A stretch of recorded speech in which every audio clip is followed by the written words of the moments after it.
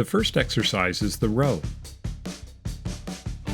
While performing the row, keep the shoulders down with the spine in a straight line from ear to ankle. The second exercise is the T.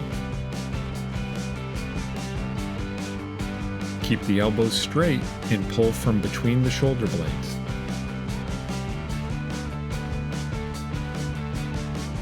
The third exercise is the Y.